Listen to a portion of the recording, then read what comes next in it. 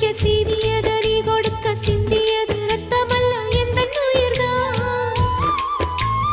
கள்ளிருக்கும் தாமரையே கையணைக்கும் மாந்திரையே உள்ளிருக்கும் நாடி எங்கும் உந்தன் உயிர்தான். இனி வரும் எந்த பிறவியிலும் உனை சேர காத்திருப்பேன். விழி மூடும் இமை போல விலகாமல் வாழ்ந்திருப்பேன். உன்னைப் போல தெய்வமில்ல, உள்ளம் போல கோயில் இல்ல.